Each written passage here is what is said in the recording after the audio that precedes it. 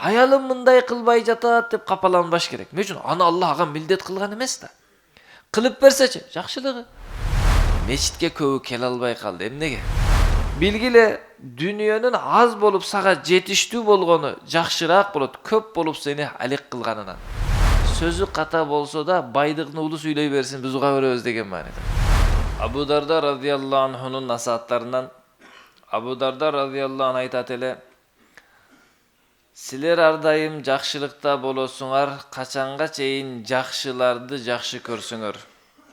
Ар дайым жакшылыкта боло бересиңер, качанга чейин жакшы адамдарды жакшы көрсөңөр. Жана силер тууралуу айтылган, силердин араңардагы айтылган акыйкатты кабыл алып билсеңер. Себеби акыйкатты кабыл алган адам акыйкатты жасагандай болот. Адамдар бир адамды жакшы көрөт, бир адамды жаман көрөт. Бирок ыймандын талабы Аллах үчүн жакшы көрүү, Аллах үчүн жаман көрүү да. Кайсы бир адам экинчи бир адамды Аллах үчүн жакшы көрсө, анын ачуу сөзү дагы, анын таттуу сөзү дагы ага бирдей пайдалуу болот. Ошол үчүн билгиниң дейт, эгер сенин жаныңда бир адам ар дайым сени мактап турса, ага көп ишене бербегин дейт. Эмне үчүн десе, себеби ал адам сага жакшылык каалабайт экен. Эмнеге? Сенин толуктооң, сенин өзгөртө турган жерлериңди айтпайт экен дейт да. Ошондуктан ыймандын талабы ушул, жакшыларды жакшы көрүү. Эми жакшы деп кимди айтабыз? Кайсыл адамды жакшы дейбиз? Кээ бир адамдар байларды жакшы деп жакшы көрөт да. Кээ бир адамдар бийлерди жакшы көрөт. Кээ бир адамдар байлардын алдыга барганда такыр башкача сүйлөп калат. Кээ бир адамдар бийлердин алдында башкача сүйлөп калат. Жок, андай эмес. Биздин жүрөгүбүздөгү ыймандын талабы биз жакшы көрүшүбүз керек акыйкатты карманган инсандарды. Ал инсан бизге жакын болсун, же ал инсан бизге алыс болсун, бизге жаксын, жакпасын, биз жакшы көрүп мамиле кылган адам, ал акыйкатты айта турган адам болсун. Ал Кур'ан хадисти сүйлөй турган, Кур'ан хадис менен жашай турган адам болуш керек да. Эгер ушундай болбосо эмне болот десе, анда фитна болот. Бир адам тилиге карап бирөөнү жакшы көрөт. Тилиге карап мамиле кылат. Же болбосо жерине карап мамиле кылат. Же болбосо байлыгына карап мамиле кылат. Же бийлигине карап мамиле кылат. Мына ушул заманда адамдардын арасында көп уруш талаштар жүрүп турат. Эмне үчүн? Себеби ар ким өзүнүн не кылып атат? Байлыгына карап, кызыккан нерсесине карап адамдарды жакшы көрүп жатат. Анан бир адамды бийини жакшы көрүп калып, ал бийдин кемчилдигин, башчынын кемчилдигин айтпастан, толуктоосун айтпастан, мындай кыл деп сунуш бербестен, жаман ишин да жакшы кыл макта берет. Ошондон мындай деген макал чыгаргандар да, оозу кыйшык болсо да байдын уулу сүйлөсүн. Ал дегендин маанасы байдын уулунун оозу кыйшык деген маана эмес. Сөзү ката болсо да байдыгын уулу сүйлөй берсин, биз уга беребиз деген маанада. Эмне үчүн? Адамдар акыйкат элдерин жакшы көрбөстөн, жакшыларды жакшы көрбөстөн, байларды жакшы көрүп баштаганда мына ушундай азгырыктар боло баштайт экен. Ошол үчүн Абу Дарда радияллаху анху айтып атат: силер ар дайым жакшылыкта болосуңар, жакшы иште боло бересиңер, жашооңор ийгиликтүү боло берет, качанга чейин жакшы инсандарды жакшы көрсөңөр. Жакшы инсандар деп ким айтабыз десе, кайсы инсандар? Пайгамбар алейхиссалам сахаба разияллаху анхулардын жолунда жүрүп, ошолорго жашоосун окшоткон инсандарды жакшы деп биле алабыз. Ошол үчүн пайгамбар алейхиссалату вассалам айткан: эгер сен Аллах үчүн бирөөнү жакшы көрө алсаң, демек сен мусулмансың депчи. Аллах үчүн бирөөнү жаман көрө алсаң, анда сен чыныгы мусулмансың. Кантип Аллах үчүн жакшы көрөсүң десе, Аллах сүйгөн инсандарды жакшы көрөсүң. Аллах үчүн кантип жаман көрөсүң десе, Аллах жаман көргөн, туура эмес иш кылган, бузукулук кылган, азгырык кылган, күнөө кылган инсандарды Аллах жаман көргөндүгү үчүн сен дагы жаман көрүшүң керек. Неге? Туура эмес иш кылып жатат деп. Себеби арак ичип алган адамды жакшы көрсөң, анда эмне болот? Сен да ошого шерик болгондой болуп каласың да. Андан кийин экинчи айткан нерсеси, акыйкат айтылганда аны акыйкат деп кабыл ала билсеңер дейт. Кайсыл адам акыйкатты айтылганда туура айтып атат деп кабыл ала билиш керек. Себеби акыйкатты кабыл ала билген адам аны жасабаса дагы жасагандай сооп алат. Ла тукаллифун наса ма лам юкаллафу. Адамдарга жүктөлбөгөн нерсени сен жүктөбөгүнүң. Тагыраак айтканда Аллах Таала бир ишти адамдарга милдет, фарз же важип кылбаса, сиз аны милдет кылбаңыз. Ал дегени кандай? Бүгүн адамдардан, көпчүлүк адамдардан экинчиси капа болот, паланчы түкүндөй кылбай койду деп. Анын ошондой кылышы фарз эмес эле да.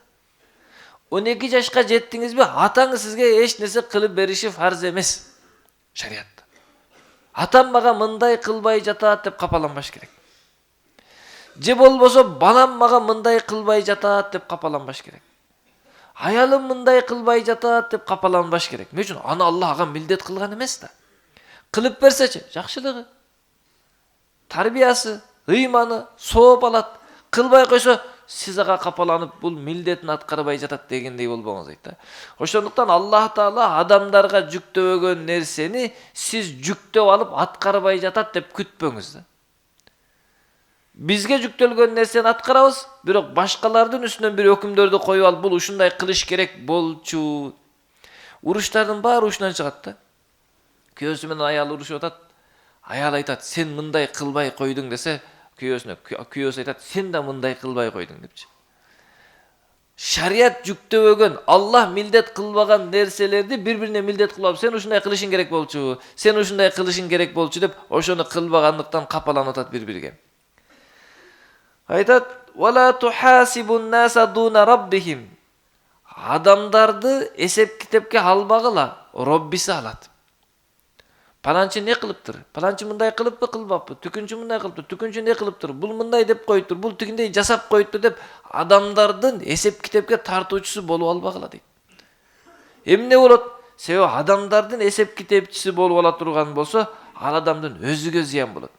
Эмне дейт? Ябна адам, хо адам баласы, алайка нафсак, сен өзүңдү билчи. Өзүңдү карачы. Sen emne kılışın gerek ошону bilginin. Feinnahu men tatabba'a ma yara fin nas yatul huznuhu ve la yashfi gayduhu. Kaysi bir adam adamdardın kemçildigini körüp alıp ошолорду esep kitepke alıp жүрө берсечи, бул адам мындай кылыптыр, бул мындай деп койду, тигиндей жасап койду. Дей берсе эмне болот десе, ошентип жүрө берсе өмүр бою капа болуп өтөт. Жашоого баарына капа да. Маршруткага чыксаң бирөө турбай койду, ага да капасың. Аксакалды сыйлабады деп. Бирөө салам бербей койсо, ага да капасың. Салам бербей койду депчи. Бирөө сени кокус көрбөй өтүп кеткенди, бирок салам бербей кой деп капасың да. Салам берсең ашыгып учурашып койсо да тоготпой койду деп капасың да. Адамдардын кемчилдигини карасаң, жашооң капа менен өтөт да, өмүр бою ачууң таркабайт да. Мен анандай кылып коем, тигиндей кылып коем деп жүрө бересиң да. Колуңдан эч нерсе келбейт. Өзүңдүн нервиңди өзүң жейсиң да. Ошол үчүн жашоодун эрежеси ушундай, ар бир адам өзүнү караш керек. Мен эмне кылышым керек? Паланчы кимдей кылам? Өзү билет, макул. Ал өзү билет. Ал салам бербей ал өзү билет. Салам бериш сүннөт. Бирок бербесе сиз бериңиз. Ал сизди карабай койсо, эч нерсе эмес, карабаса эч нерсе эмес. Караш милдет эмес ага. Ошондуктан биз салам беришибиз бизге неме да? Зарыл да. Ошого ар бир инсан дейт өзүнүн эсеп китепке алсын, башкаларды эмес. Себеби башканы эсеп китепке алса, бунун жашоосу бузулат. Кайгырат, өкүнүп жүрө берет, капаланып жүрө берет. Бардык адамга капа болот да, бул мындай кылбай койду, тигиндей кылып, бардыгына капа да. Бир адам ошентип бардык балдарынан, неберелерине капа экен да. Себеп өзү жакшы иштеп, кичине жакшы алектенгенден кийин балдары, атасы, неберелери анча эме кылбайт экен. Жашоодо кичине тойбойт экен да, алардын кылган жашоосуна ыраазы болбойт экен да. Анан бир күн урушат экен да, малсыңар баарыңар депчи. Ар бир баласын, ар бир кыймылын уруша берет экен, неберелерин уруша берет экен, малсыңар депчи. Десе жанында кемпир отурат экен. Байкушум, сак эле кыйын дейт. Эмнеге мага кыйын десе, ушунча малдын арасында бир адам жашаса кыйын да депчи.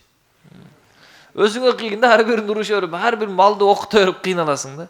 Ошол үчүн эмне кылыш керек? Адамдардын кемчилдигин ойлосоң, өзүңө зыян, кайгы көтөрүлбөйт, кыжалат боло бересиң. Өзүңдүн кемчилдигиңди карасаң пайда болот. Неге? Өсөсүң.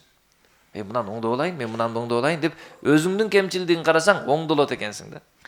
Абу Дарда радиаллаху анху айтат эле: "У'будуллаха кааннакум тараунаху." Аллахка ибадат кыла, сыйын кыла, Куданы көрүп тургандай, Куду бет маңдай тургандай. Себеп бетме-бет турган адамда адам ихлас менен жакшы карап мамиле кылат. Аллахны көрө албайбыз, бирок көрө албасак дагы сен өзүңдү ошондой элестеткиниң. Wa'uddu anfusakum minal mauta. Jana özüңөрдү өлүктөрдөн деп bir эсептеп көргүлө. Özüңüz bir iş jasagandan murda men өлүкмүн азыр, öldüm desеңиz, ошондо пайдалуу болот да. Биз курулуш кылганда, үй курганда же дүйнө жумушун кылганда өлбөй тургандай пикир кылабыз да. 75-теги аксакал сотто жүрөт, соттошуп. Эмне болду десе, чебереме үй кылып коёюн деп ошого жер соттошуп жүрөм дейт. А чебереңиздин жерин соттошуп жүрөсүз, өзүңүздүн 2 метр кабырыңыз не болуп жатат? Али жашоосунда намаз жок да. Ошондуктан не дейт? Силер өзүңөрдү өлүктөрдөн деп санап көрсөңөр, кимге керексиң? Кайда барасың? Кылган үйүң, салган үйүң, кылган жакшылыгың кимге не пайда берип жатат? Алтынан рахмат келип жатат, ошону караш керек дейт. Wa'lamu anna qalilan yughnikum khayrun min kathirin yulhikum. Bilgile dünyanın az bolup sağa жетиштүү болгону жакшыраак болот, көп болуп сени алек кылганынан. Бүгүн адамдар мечитке көбү келе албай калды. Эмнеге? Байлыгы көбөйүп кеткенден. Жок эмес. Акча жоктуктан эмес. Акча жок болсо, ден соолук жок болсо мечитке жетип келет. Намаз окугандан кийин намаз окуйм, проблема каптап кетти дейт. İşim жүрүшпөй койду, bir даватка чыгып келейин деп келет. İşi жүрүшүп кеткендер келбей коет да. Ошондуктан көп мал же көп байлык бере турган болсо Аллах Таала бул адамды көп учурда алек кылып коет. Мал дүйнөсүн сакташ үчүн динден алыстап качат. Динге каршы чыгат. Ошондуктан тарыхты карасак, бүткүл пайгамбарларга каршы чыккандар падышалар менен байлар эле. Себеби алар бийлик менен байлыкты жакшы көргөндүктөн динден качат эле да. Ошондуктан биздин жашообузга Аллах Таала жетишерлик аз байлык бергени жакшы. Алек кылып кала турган көптөн көрө. Аллах Таала баарыбыздын рызкыбызды жетишерлик кылсын, эч кимден суранып калбайлы, бирок бизди алек болуп кала турган байлыктан сактасын.